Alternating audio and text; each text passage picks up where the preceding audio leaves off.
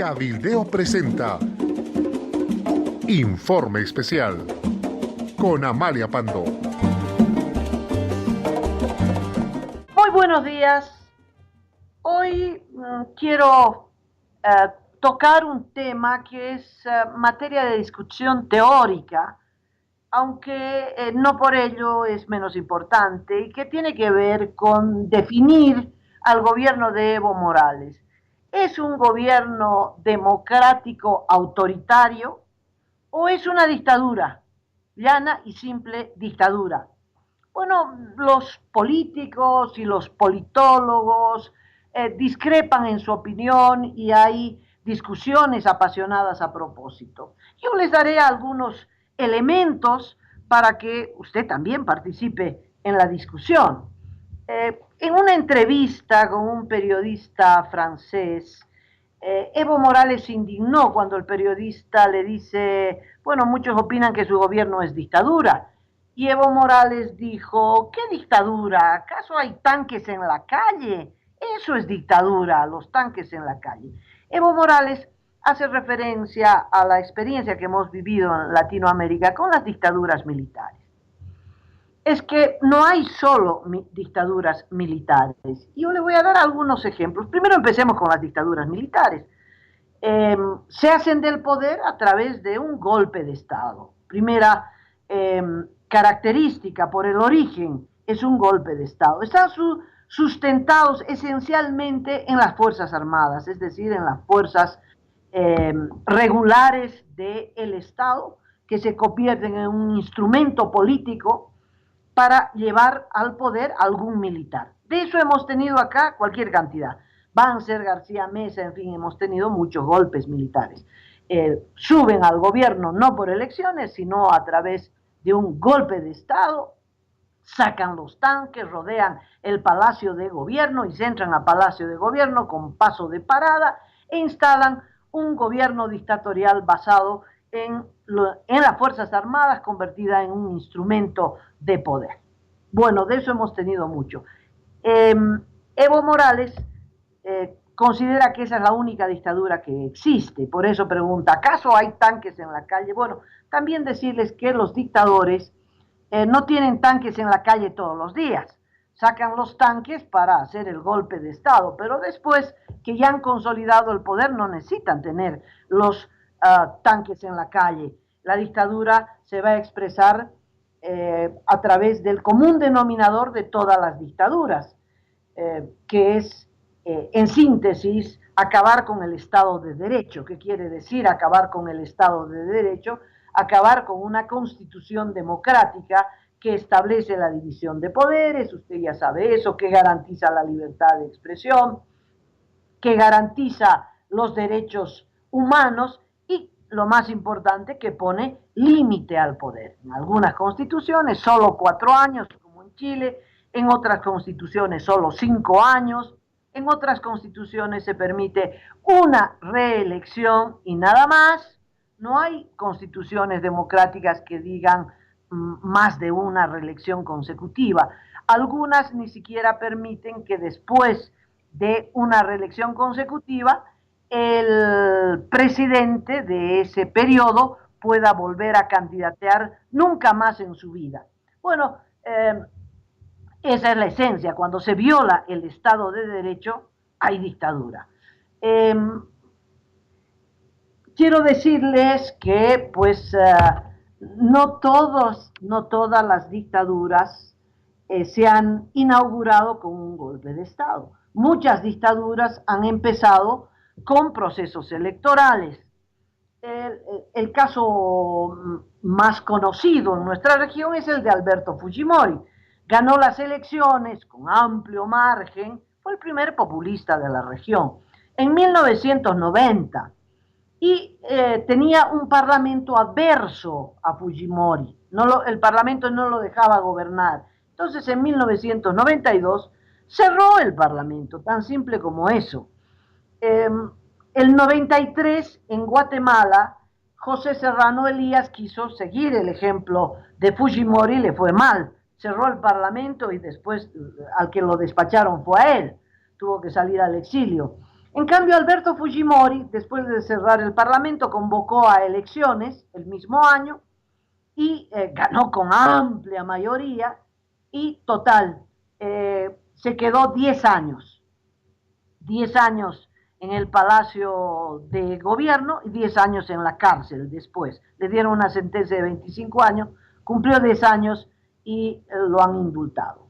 Bueno, de tal modo que se puede llegar a una dictadura a través de elecciones. Los dos casos más notables son el de Hitler y el de Mussolini. Eh, Ambos ganaron las elecciones y se quedaron y establecieron un régimen fascista y dictatorial. Volveré al tema más adelante.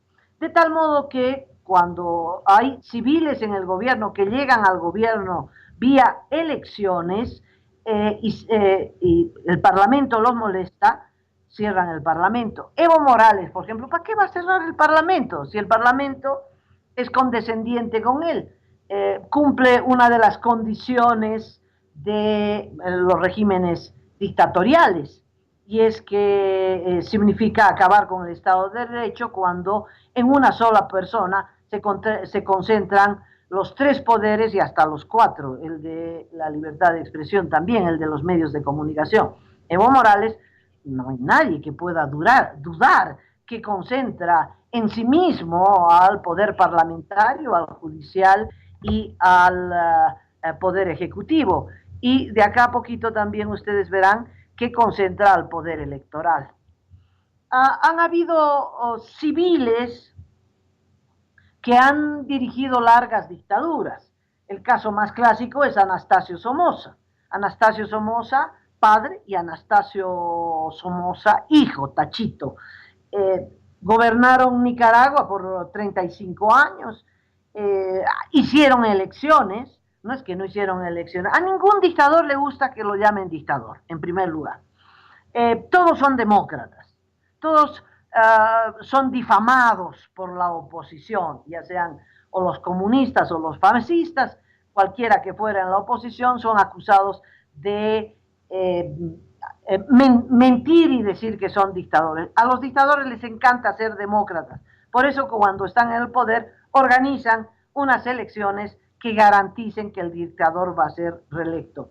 Tanto Anastasio Somoza como Alfredo Stroessner en el Paraguay organizaban pues sendas elecciones y ganaban con el 60%, con el 70%. Cuando alguien gana con esos porcentajes, huele a dictadura. Nicolás Maduro podría parecerse a Fujimori porque cerró el Parlamento. Bueno, no lo cerró, pero le quitó todos los poderes. Estableció una asamblea constituyente que hace lo que él quiere. Podría parecer, y hace elecciones como las de Anastasio Somoza o el de Alfredo Stroessner. Los politólogos diferencian los gobiernos autocráticos con los gobiernos dictatoriales, ¿no?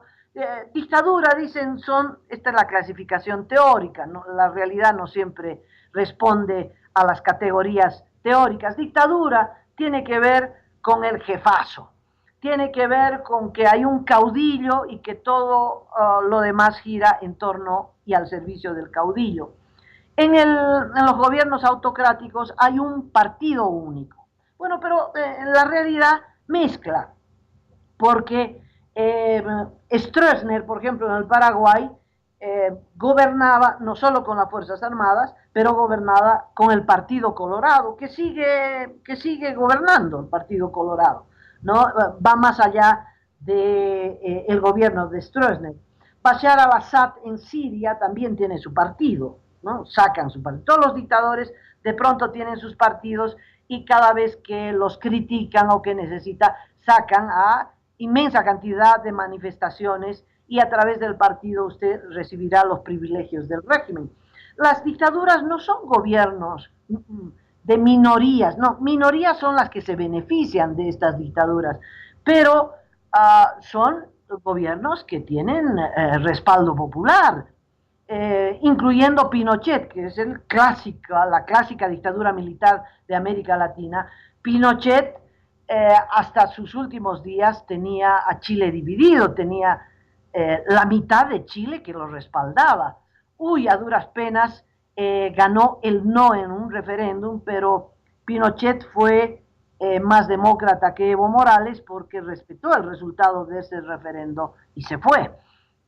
Aquí, como usted sabe, usted ya sabe la historia. Bueno, de tal modo que hay entre gobiernos autocráticos y dictaduras, pues hay una mezcla, porque no solo hay gobiernos que se basan en el caudillo, ni solo partidos que se basan en el partido único. El partido único, para poder tener continuidad, tiene que tener pues un caudillo a la cabeza, ¿no? Ya le he dado algunos ejemplos.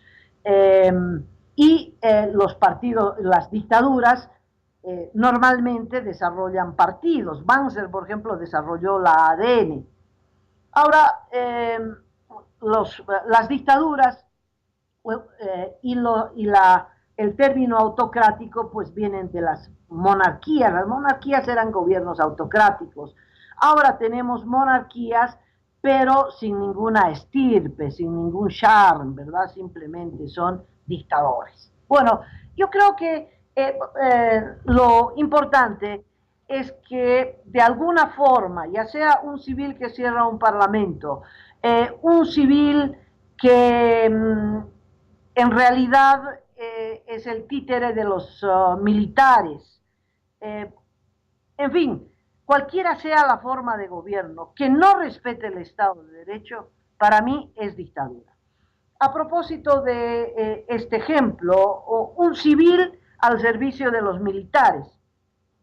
Esto ocurrió en Uruguay en 1973, cuando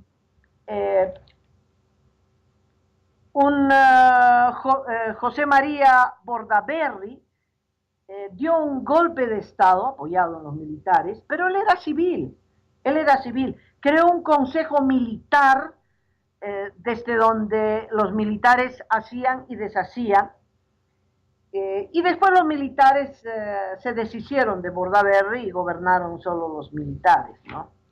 En todos estos gobiernos hay otros dos rasgos muy interesantes y que tienen que ver con la psicología de masas y que es el miedo, el terror. Son gobiernos que utilizan la violencia dependiendo del riesgo que corren. Dictadores que nadie cuestiona su poder, pues no necesitan sacar a las hordas a la calle, no necesitan sacar tanques ni paramilitares, ¿no? Daniel Ortega, por ejemplo, estaba tranquilito. Todo el mundo creía que era un gobierno democrático. 5 veces presidente y tercer gobierno consecutivo en el poder.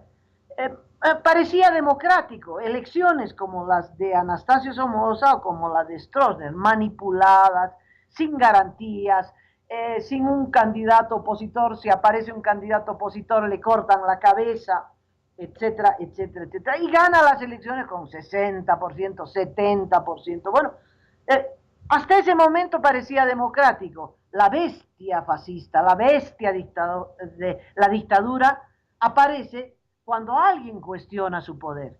Cuando alguien cuestiona su poder, entonces sale la bestia, salen los paramilitares, la metralleta, los muertos. No tienen ningún problema en el exterminio al enemigo. Y eso es común para Nicolás Maduro, para Daniel Ortega y, por supuesto, para el régimen cubano. No hay ningún problema. Si hay que matar al enemigo, lo mato. Y el enemigo no es externo, el enemigo es interno. Ahora, siempre se le echa la culpa a alguien de manera externa. El otro rasgo interesante es que de una u otra forma estas dictaduras son nacionalistas, o se proclaman nacionalistas, ¿no? Para aferrarse en el poder necesitan algún enemigo puertas afuera, aunque su enemigo siempre es interno, ¿no? Pero ideológicamente es bueno tener un enemigo externo y hace un esfuerzo para establecer rasgos de superioridad propios. Por ejemplo, Stroessner es interesante que en el Paraguay eh, exaltó a los guaraníes, aunque a los guaraníes pues a duras penas sobrevivieron algunos, exterminio y todo. Bueno, pero Stroessner impuso la lengua guaraní como lengua oficial. Y usted va al Paraguay y todo el mundo hablando en guaraní. Eso tiene que ver todavía con Stroessner. ¿Está bien? Claro que está bien, pero es un rasgo de las dictaduras. Sobre dictaduras desde el punto de vista ideológico, así podríamos dividir dictaduras de derecha y dictaduras de izquierda. En la Segunda Guerra Mundial se dieron los dos extremos. Algún teórico dijo son hermanos gemelos. Hitler, reflejando la dictadura de derecha, y José Stalin, la dictadura de izquierda en la Unión Soviética. Pero fueron tremendas dictaduras. Entonces sí, la izquierda, cuando tomó el poder, normalmente a través de revoluciones, no son golpes de Estado, son revoluciones. ¿Cuál es la diferencia? Que no se usa al ejército del régimen al que se va a aplastar, sino que se arma un ejército revolucionario fruto de un proceso de acumulación de fuerza desde el mundo popular, o son insurrecciones o son levantamientos populares parecidos a los de Nicaragua contra Daniel Ortega, o procesos más largos como el de Mao Zedong, insurrecciones como la encabezada por los bolcheviques en Rusia, y se toma el poder. Se hace una revolución y se toma el poder. Y ahí se acabó, se desmonta al ejército del viejo régimen, se acaba físicamente con los que encabezaron el régimen anterior, y se entabla una dictadura, la de Stalin, que fue la más violenta, la dictadura del terror, no muy diferente a la de Hitler. Si Hitler se apoyaba en su partido, el Partido Nacional Socialista, Stalin se apoyaba en el Partido Comunista. Ambos hablaban de un nacionalismo, ambos hablaban de socialismo. Hitler era socialista, Stalin también era socialista, pero es obvio que tenían signos políticos distintos. El origen distinto. Stalin hereda la revolución bolchevique, y Hitler surge como dictador desde las urnas de Alemania, ¿no? Hay una diferencia también entre los gobiernos de derecha, las dictaduras de derecha fascistas, a las dictaduras simplemente. Por ejemplo, entre Hitler y Pinochet, bueno, no solo los continentes que los separan, pero Hitler se basaba en la movilización de la gente que lo respaldaba, que eran muchos. El partido nazi jugaba un rol muy importante. Hay que reventar a los judíos, entonces no salía el ejército alemán a reventar la cabeza de los judíos, no, salían las hordas fascistas del partido nazi y reventaban los vidrios de los negocios judíos. Si había que denunciar al vecino, lo hacía el vecino que era del partido nazi. Bueno, esto es muy importante. Ya con Mussolini esto llega al extremo. Mussolini entabla un Estado corporativista, el rol importante de los sindicatos que apoyan a Mussolini y que son la fuerza de choque en contra de toda la resistencia civil, mueven fuerzas sociales para defender el régimen, ¿no? Y en estas dictaduras ya no hay un parlamento que disfrace la democracia, no les interesaba aparecer como demócratas. Hay otros que sí les interesa aparecer como demócratas, a otros no. Simplemente Fidel decía, no traten de entender nuestra democracia, Cuba es más democrático que cualquier país en América Latina, pero tenemos otro tipo de democracia, claro, la democracia del partido único, es otro tipo de dictadura. Alguien dijo que la dictadura perfecta estaba en México porque el Partido Revolucionario, el PRI, gobernó 70 años consecutivos, 70 años consecutivos. Bueno, partido único en las dictaduras de izquierda, pues en la Unión Soviética no podía haber otro partido sino el Partido Comunista, lo mismo en Cuba, lo mismo en Corea del Norte. Usted puede imaginar a Kim Jong-il no como la tercera generación. Esta es una combinación de una monarquía, porque una monarquía socialista, ¿verdad? Porque se hereda el trono, pero está apoyado en un partido. El partido en las Fuerzas Armadas, el partido, porque hay una especie de parlamento en todas las instituciones, pero él gobierna, sobre todo él gobierna, ¿no? El rol importante del caudillo es vital. Bueno, ¿qué hay en nuestro país?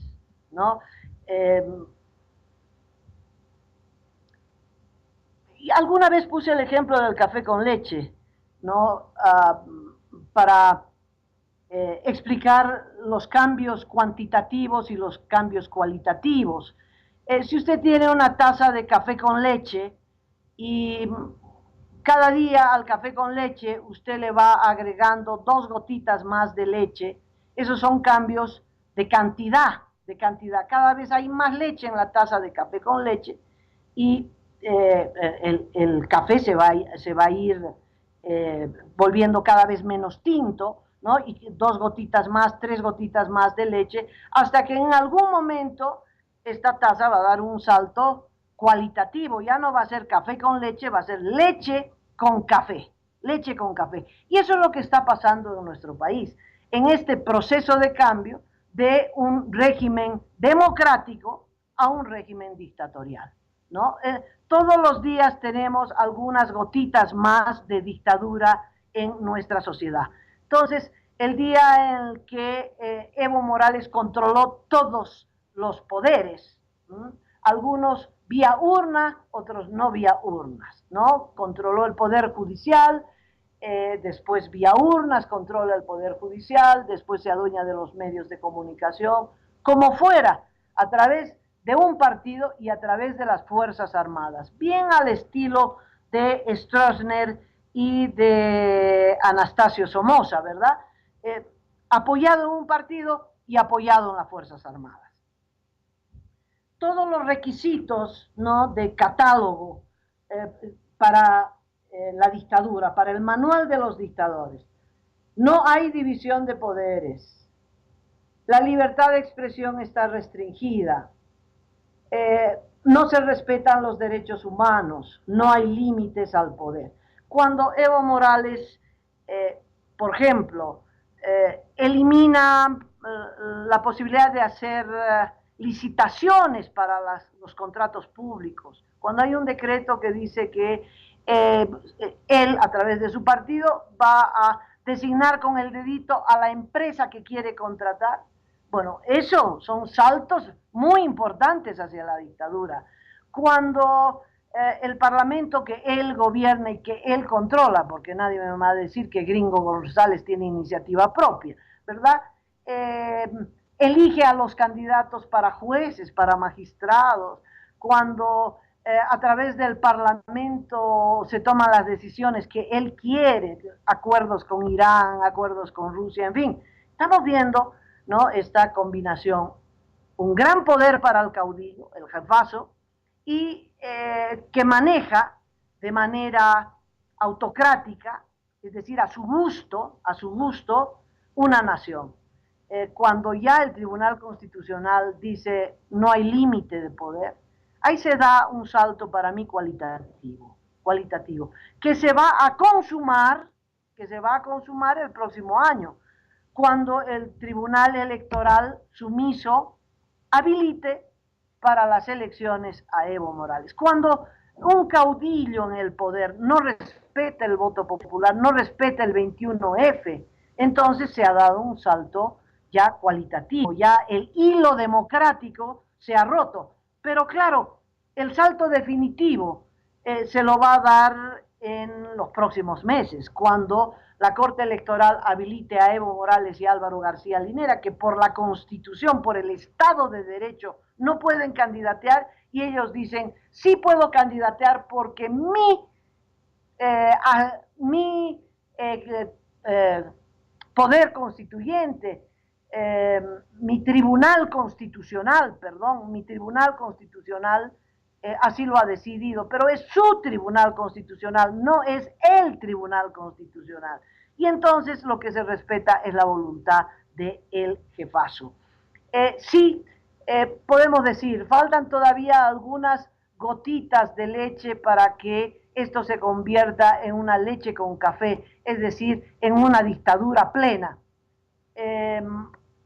¿Por qué el gobierno deja que Amalia Pando siga hablando por Radio Cabildeo? Bueno, ha hecho todo lo posible para que yo deje de hablar, y Roxana y otros periodistas en el país.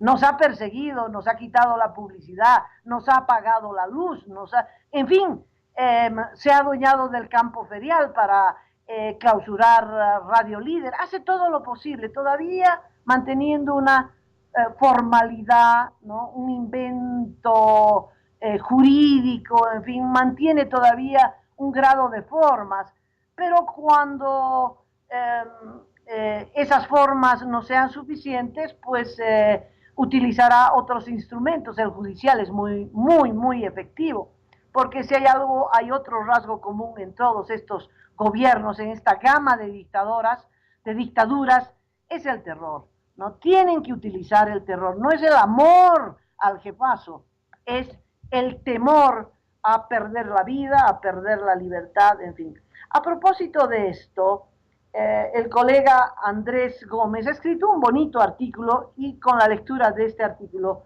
yo quiero terminar mi intervención. El artículo se llama Nazismo, Fascismo y Masismo. Él puso masismo con S, yo lo pondría con Z. Bueno, dice, entre nazismo, fascismo y masismo no solo hay una rima consonante, sino un contenido semejante. El Partido Nacionalista Alemán de los Trabajadores fue el instrumento político con el que Adolf Hitler ganó las elecciones de 1932 y tomó el gobierno en 1933, cuando fue nombrado canciller. El Führer, líder o jefe en alemán, llegó a través de las urnas al poder. El que no quiso dejar después porque se creía predestinado, y del que salió muerto tras su derrota en la Segunda Guerra Mundial. El Partido Nacional Fascista de Italia también llegó al poder constitucionalmente. El rey Víctor Emanuel III entregó el mando a Benito Mussolini el 28 de octubre de 1922, después de la marcha sobre Roma, organizada por los fascistas para obligar a dimitir al primer ministro de entonces, Luigi Facta. Mussolini tampoco quiso irse del poder. Ya en el mando suprimió la libertad de información y ordenó controlar todo órgano difusor de ideas. Para lograr el control total, reformó la ley electoral, persiguió a sus adversarios y organizó en 1924 unas elecciones generales en las que obtuvo 2/3. Es que mire qué casualidad, todos ganan, ¿no? Estos dictadores, cuando organizan elecciones, siempre ganan. Sigo con el artículo de Gómez. Dice, il duce, guía en italiano, salió muerto del poder en 1945, fue ejecutado por la resistencia italiana. El movimiento al socialismo llegó al gobierno también a través de las urnas. 12 años después, el jefazo tampoco quiere irse del poder. Sus acólitos, muy parecidos a los del Führer y el Duce, lo declararon en el 2010 guía espiritual de los bolivianos, como si estos fueran unos incapaces de autogobernarse. Para eternizarlo en el poder, modificaron normas electorales, violaron la Constitución y se burlaron del pueblo boliviano. siempre con el objetivo de no dejar el poder. El masismo, acciones menos, intenciones más, insistió el discurso del darwinismo social del nazismo, que para manipular a las masas alemanas apeló a la falacia de la superioridad natural de la raza aria. Morales exhaló su marchamo racial cuando señaló que los pueblos indígenas son la reserva moral de la humanidad.